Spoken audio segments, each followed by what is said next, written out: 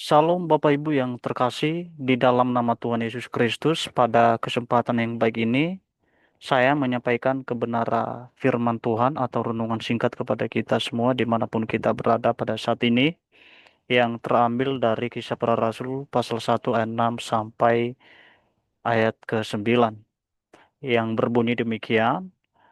Maka bertanyalah mereka yang berkumpul di situ, Tuhan, maukah engkau pada masa ini memulihkan kerajaan bagi Israel?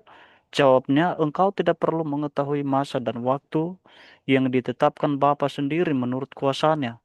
Tetapi kamu akan menerima kuasa kalau Roh Kudus turun ke atas kamu, dan kamu akan menjadi saksiku di Yerusalem dan di seluruh Yudea dan Samaria dan sampai ke ujung bumi. Sesudah itu ia mengatakan demikian, terangkatlah ia disaksikan oleh mereka dan awan menutupnya dari pandangan mereka.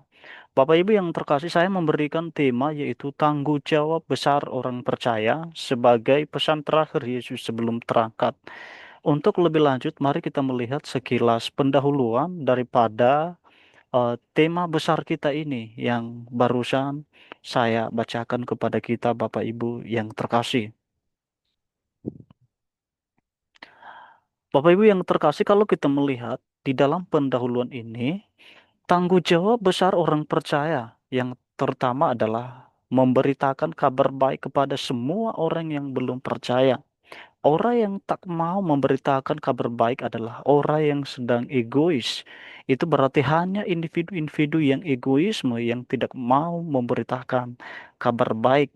Jadi dalam pandangan saya ini Bapak Ibu, saya mencoba menyimpulkan bahwa orang-orang yang tidak mau memberitakan Injil, orang-orang yang tidak mau memberitakan kabar baik adalah orang-orang yang sedang berdiri dalam egosentrisnya. Ya, kabar baik adalah berita tentang Kristus ya. Dan kabar baik adalah berita tentang keselamatan dari Allah yang dikerjakan oleh Yesus Kristus di kayu salib.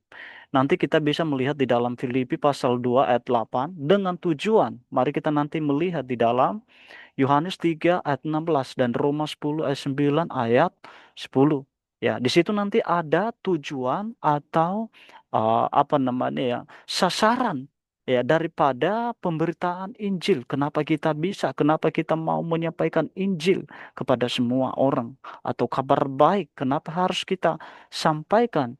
Ya, dan di sana nanti ada penjelasannya bahwa apa tujuan daripada pemberitaan Injil di sana Bapak Ibu di ayat-ayat yang barusan saya bacakan kepada kita. Selanjutnya, memberitakan kabar baik adalah sebuah keharusan bagi kita orang-orang percaya tanpa ada alasan. Itu dibuktikan oleh 1 Korintus 9:16. Memberitakan Injil bukan supaya mereka menjadi orang Kristen atau supaya mereka datang ke gereja kita, melainkan supaya mereka mengenal dan percaya kepada Yesus. Ya, kenaikan Yesus menunjukkan kepada kita bahwa hanya di dalam Kristus kita memperoleh kehidupan yang kekal bersama Dia. Bapak Ibu yang terkasih, dari beberapa eh, poin ini yang barusan saya bacakan kepada kita bahwa ini adalah menunjukkan bahwa eh, inilah tugas yang kita kerjakan, yaitu memberitakan Injil, menyampaikan kabar baik kepada semua orang, menyampaikan berita tentang keselamatan kepada orang-orang yang belum percaya. Ya, itulah sebabnya tadi saya mengatakan di beberapa poin sebelumnya bahwa hanya orang-orang yang berdiri di dalam egosentris lah yang tidak mau memberitakan kabar baik. Tetapi orang-orang yang berdiri di dalam teosentris adalah orang-orang yang siap bersedia memberitakan kabar baik. Untuk itu Bapak Ibu, ada juga beberapa hal yang perlu kita pelajari bersama di teks sebagai bahan praktis kita untuk menerapkan dan mengaplikasinya teks tersebut. Ya, poin pertama, jangan pikirkan yang Jangan pikirkan yang bukan tanggung jawab kita, yang bukan tanggung jawab kita. Ya, ini yang sering terjadi, Bapak Ibu. Kita lebih memikirkan yang sebenarnya bukan pekerjaan kita, tetapi yang sudah dipercayakan kepada kita, yang sudah diberikan kepada kita untuk dikerjakan, kita nggak mau mengerjakannya. Ya, mari kita melihat di dalam fenomena ini di dalam ayat ke-6. Maka bertanyalah mereka yang berkumpul di situ, Tuhan, maukah engkau pada masa itu memulihkan kerajaan bagi Israel? Jawabnya, engkau tidak perlu mengetahui masa dan waktu yang ditetapkan Bapa sendiri menurut kuasanya.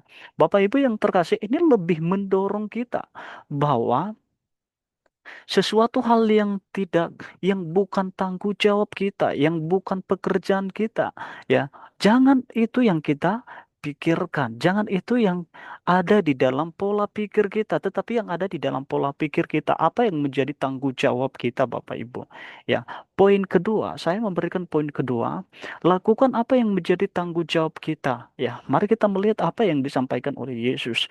Tetapi kamu akan menerima kuasa kalau Roh Kudus turun ke atas kamu, dan kamu akan menjadi saksiku di Yerusalem, dia dan di seluruh Yudea dan Samaria dan sampai ke ujung bumi. Ayat ke-9, sesudah ia mengatakan demikian, terangkatlah ia disaksikan oleh mereka dan awan menutupnya dari pandangan mereka. Bapak Ibu yang terkasih, ini lebih lagi mendorong kita.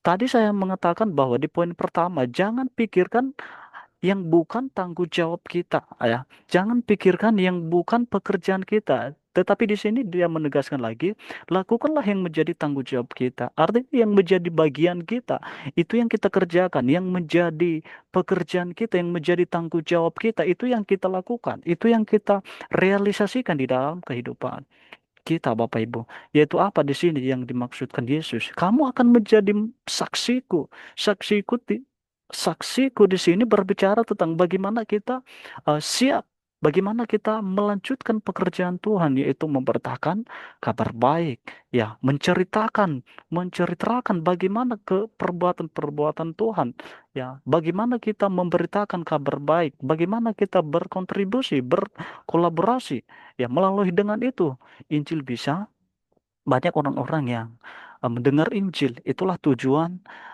Yesus, kenapa bisa dia menyuruh kita.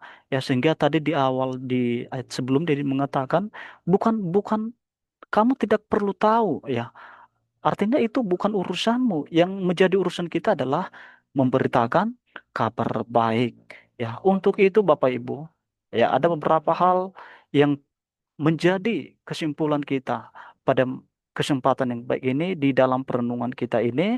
Yang pertama, dengan tidak sebelum masuk ke beberapa poin, dengan demikian sesuai hasil konteks teks di atas, maka ada dua hal yang mendorong kita dalam dunia praktis untuk memahami tanggung jawab besar kita orang percaya sebagai pesan terakhir Yesus sebelum terangkat sebagai berikut. Ini adalah, saya ingatkan bahwa ini adalah pesan terakhir Yesus ketika dia naik ke surga.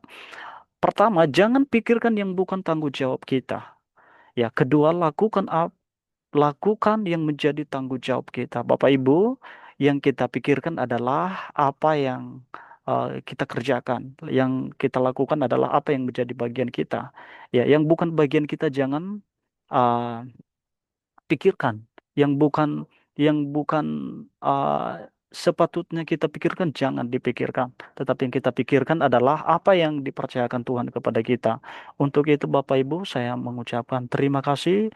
Salam, Tuhan Yesus memberkati kita semua.